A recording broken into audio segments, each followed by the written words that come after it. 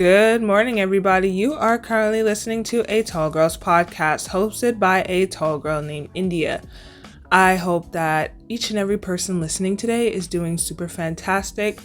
Hopefully enjoying nice weather wherever you are, because the weather this past week was horrendous. But then I woke up today and the sun was shining, so now I'm not mad. Absolutely love that. Actually, the sun did come out once this week, but only for like an hour. But now it's been a while since the sun is out, so super happy for that. Before I get into this episode, I do want to say make sure you are following me on my socials at A Tall Girls Podcast on Instagram, TikTok, and Pinterest, so you can stay up to date on all the latest podcast episodes and check out some super relatable, super hilarious tall girl content. And on top of that, also feel free to leave me a review and let me know how tall you are. I'm genuinely curious to know how tall my listeners are. I still have yet to see a review with someone the same height as me, same exact height as me. Not my old height, my new height. I'm making it seem like it's a major difference between my quote-unquote old height and new height. It's literally just a half inch. However, I still have yet to see somebody who has the same exact height as me. So let's see if we have the same height. Leave a review and let me know. Everything is going to be linked below in the description or above in the description. I don't know. Sometimes the description be in really weird places, but it's going to be in the description somewhere. Anywho, like I said, this weather, like 5 out of 5 stars. I was not expecting it. There's just something really unseasonable about it. When they talk about global warming, do not look at them like, what the heck? It's January. It's almost in the 50s. In January, it would be 30s with snow. Preparing to go into February. It's end of January too. End of January going into February, it would be headed into the 20s with lots of snow. We didn't get snow yet. I'm saying yet because we do still have like a couple months, weeks, like 2 months left of winter. And I mean, I'm not complaining because I don't have to shovel any cars. I don't have to deal with like the salt people. I don't have to deal with having a hard time finding a parking spot, anything. But I'm telling you right now, I'm checking this weather. Hold on. For the week. Oh my gosh, of course it's supposed to rain later today and tomorrow morning. And then it wants to rain on Wednesday. Ooh, but it says a mixture of rain and snow. Maybe we'll get snow. I'm not going to jinx it. I'm going to keep moving on with this episode and stop talking about this rain and stuff and snow. Oh, by the way, I listened to Flowers by Miley Cyrus the other day and I had a very good cry. This is in fact yesterday. It was yesterday. That's why it's so fresh in my mind and I'm bringing it up today. But I don't know how long the song has been out. I know it's not like super, super new because I saw it all over TikTok and people were, dancing to it or making some funny stuff out of it. So I knew the song existed. But then I thought to myself, you know what? Let me just give this song like a listen and listen to the entire thing. And I did that yesterday on repeat. And the more I kept listening to it, somehow, some way, I ended up crying. Like actual tears. Not necessarily like bawling, like, ah! But, there was a few sniffles in there. And it really surprised me. I did not, because I am not the type of person to really cry when listening to songs or watching movies and stuff like that. Like, I'm not the type of person to cry with those things. And I know some people are, but I'm just not. I actually cried once over one movie in my entire almost 21 years of existence.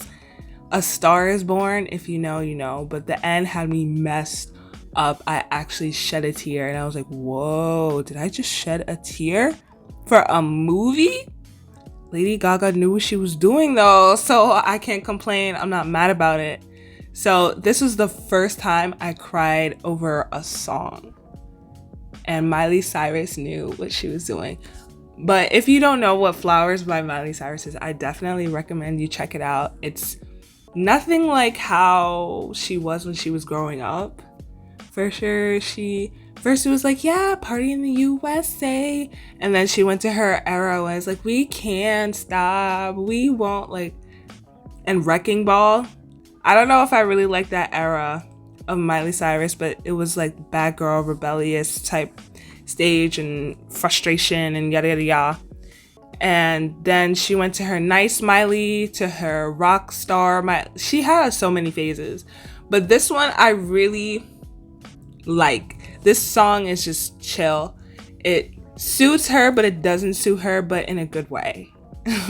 Essentially what the song is about is, I assume, I did not look into this, I did not do my research, so sorry if I get it a little bit wrong, but it's about her, I guess, being in a relationship, and they were fighting and stuff like that, and she wanted to make it work, but it's like, oh, why do we keep arguing and stuff like that? I'm trying to fix it and blah blah blah. But then she realizes that it's like, yes, I want to be with you, but I don't necessarily need you. I don't need to keep holding on to this relationship, because all the things that you're doing in this relationship, I can do for myself. Like, she, in the chorus, it's like, I could buy myself flowers, and I can talk to myself for hours. I could take myself dancing. I could write my name in the sand. That is not in that order, okay? I'm just thinking about it as I go along. But essentially, because I don't even know if I'm correct, if that's the song, what the song is truly about, but essentially it's about self-love, and I really vibe with that. I vibe with that, Miley. And I don't even know the true reason I was crying. I just think it was like pent up emotion coming out at that time that I didn't let out at an earlier time. And that's also something that I want to stress, like, keeping your emotions in, like, you have to let them out eventually. I can understand that you can feel something, but you're in a situation or you're in a place where you can't act up or react. So you have to hold it in for the time being, but eventually it's going to resurface, and I recommend letting it out because you'll feel a lot lighter. And it's very unhealthy to keep it in. It's very unhealthy to keep it in. It's not good for your mental health or your physical health. So let it all out. But I just think it has to do with the fact that sometimes it seems like people who claim to care about you will say that they help you, they will help you, they'll support you, they'll be there for you. But in reality, sometimes some of them, not all of them, they just won't. They won't help you. They won't support you. They won't be there for you, whether or not they realize it. And sometimes you just have to do all of those things yourself. You have to help yourself, support yourself, and be there for yourself. And with school coming along, we'll get into that later. With school coming along in a few days, I'll just be adding more to my plate. And sometimes it can be very tiring and frustrating. And I think I just had to let some of that frustration out in the form of tears listening to Miley Cyrus. Yes, interesting. So in that way, I think that the song helped me find that motivation to do all of those things I need to do, because I'll be working, I'll be schooling, and I also, by the way, have to study abroad over the summer, and I have to deal with that next month. And it reminded me that I have the capability to do it myself. If you're a college student listening to this, I'm pretty sure you understand where I'm coming from, because we're just in that phase of childhood to adulthood. And it's almost as if in this time period, we're combining the two. Childhood with, going to school and doing clubs that we participate in often, and having our hobbies, but also working and getting into our careers to not only further ourselves in the future, but also pay the bills and do what you need to do, like pay tuition and stuff like that. And combining the two is just a lot, because it's like you're finishing out your childhood, but you're also starting adulthood at the same time. And that's where, for me, it comes in, where I have to plan everything to a T. I'm a very structured person. I thrive off of routine. I need it in my life. And I plan everything to the T, from my meals to what I wear to what I'm doing and when. I stopped doing the what I'm doing and when because it frustrated me when I don't hit the certain time point. So it's like I just section things off, which is get this done, then do this, then get this done, then do this, and yada, yada, yada. But it can get to be a lot. And then there are people there that claim that support and help you. And not only do they not support you, do they not help you, they also like ridicule you for doing all of the things that you're doing. And that's the sad part. And I'm not trying, I have the motivation now to do it. Before it was just me relying on discipline, and I was like, yes, discipline like gets you to where you need to be, but girl, my brain was not having it. But that's how I got to the point that I'm at, and I'm proud of myself. But then at times I also feel that imposter syndrome, because I feel like everything that I worked so hard for, everything that I worked to build, I don't deserve, and one day it's just going to leave me. And I don't want to keep thinking like that. I don't want to keep thinking about that, because the more I think like that, the more I think about that, it's going to happen, and I don't want that to happen. So I try to tell myself every day that I deserve all of the good things that I have now, and I deserve all of the good things that are coming to me. So if you're feeling imposter syndrome now, in the past, in the future, with work, self-improvement, fitness, whatever it may be, you deserve everything. You deserve all of the good things that are coming towards you. You deserve to be happy. You deserve to celebrate. You deserve the promotions. You deserve the freaking ice cream bar, okay? You work so hard, and you deserve all of the good things, all of the good changes that are coming your way. And accept them and receive them with open arms. And don't think about the what ifs, because those what ifs have not happened.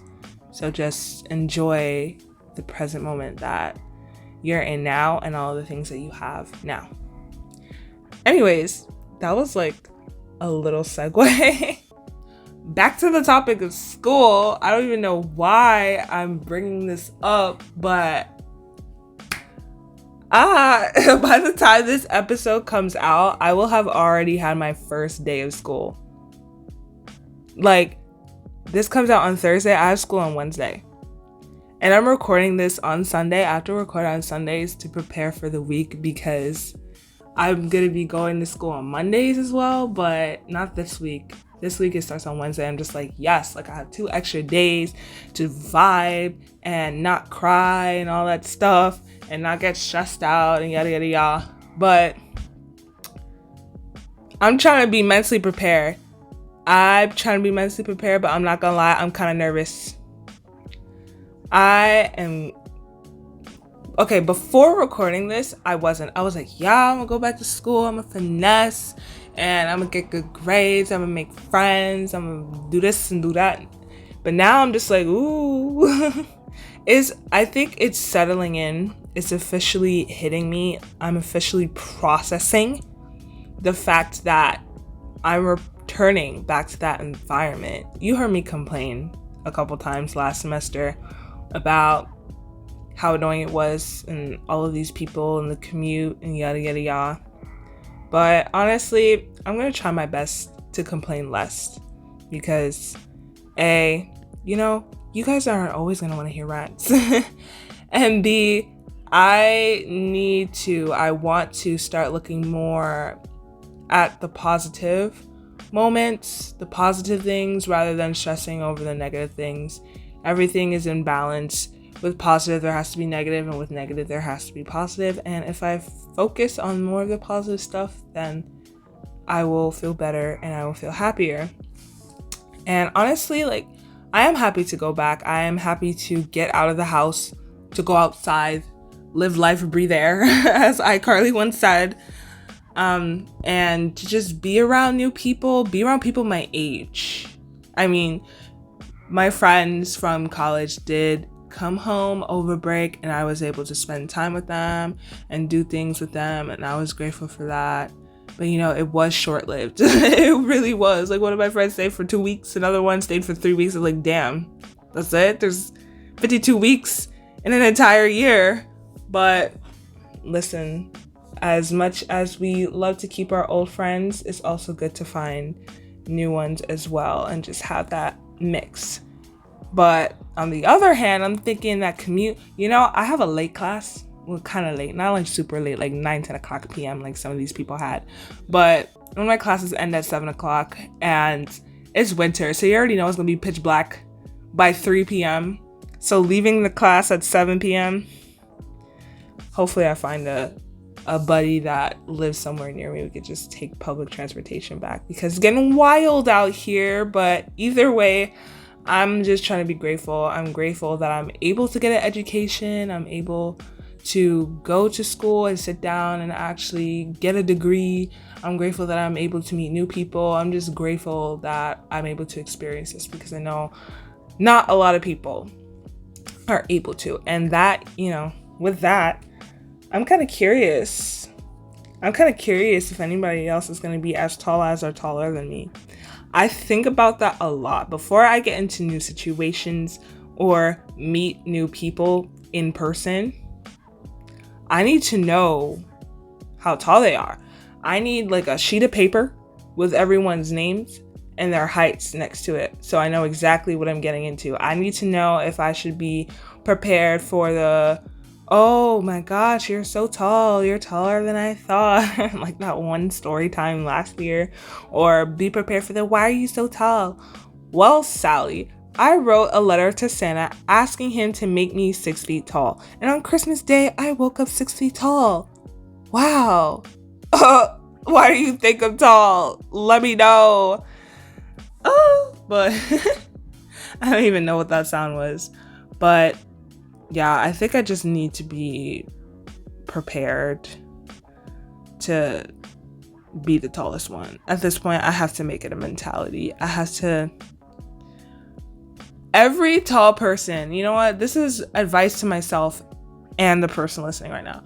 Every tall person should walk into a room expecting to be the tallest at this point. Because if you don't, you will only be disappointed because these fools, let me stop, not these fools. It's not their fault.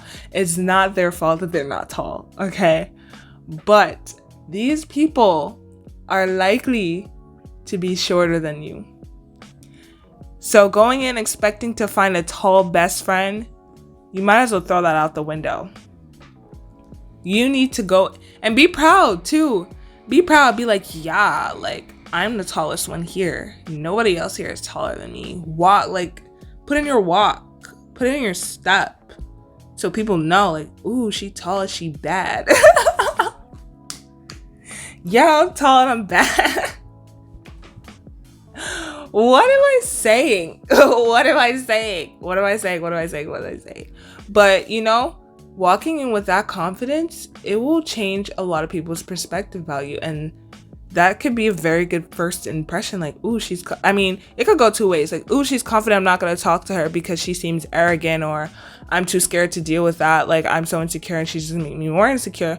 Or the other person be like, ooh, she's so confident. Like, I want to get to know her. I want to be around her more. I want to open doors for her, give her opportunity. You never know what confidence is going to bring you. I will tell you that.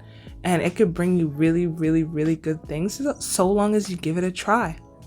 So every time you walk into a new environment or walk into a new room, expect to be the tallest in the room and walk like it. Yeah, I'm the tallest, and what are you going to do about it? Are you going to grow? You can't grow. Half of y'all are done with puberty. Well, around my age, are we done? I don't know. I'm a business major, not a health or science major or anything, but y'all already stopped growing, so I know you're not going to get any taller than me. So if you try to make fun of me, I can and will step on you. Okay, that's enough. That just reminded me of some comment on YouTube that was like, yeah, step on me, mommy, or something, and I was like, oh my gosh. I mean, if that's what you're into, go ahead. But like, you didn't have my permission to say that to me. But yeah, I don't think I'm gonna think about that anymore. And this episode is running a little bit long, so I think I'm gonna end it here. Enough of that. Thank you so much for listening to me ramble. If you made it this far, thank you for listening to me rant and talk about how I cried over a Miley Cyrus song. Honestly, I'm not even embarrassed by it. I'm not embarrassed by the fact that I cried over a Miley Cyrus song. In fact, I'm proud of myself for crying over a Miley Cyrus song. Anyways, thank you so much for listening to this episode. I appreciate it, and I appreciate you. As always, feel free to follow me, hit me up on my socials at A Tall Girls Podcast on Instagram, TikTok, and Pinterest. Let me know how you're feeling. If you are, losing motivation, if you feel imposter syndrome, if you're about to start school, if you're in college or any other school and you're just nervous about going into a new environment, let me know. Hit me up. I want to hear everything. I want to hear what you thought about this episode. I literally already said that, but I also want to know how tall you are. Leave me a review. Let me know how tall you are. All of that stuff I love when you guys hit me up, and I really do appreciate the messages, and I try to respond as fast as I possibly can. But yeah, you're awesome, you're beautiful, you're amazing, and I'll catch you in the next one. Good night and goodbye.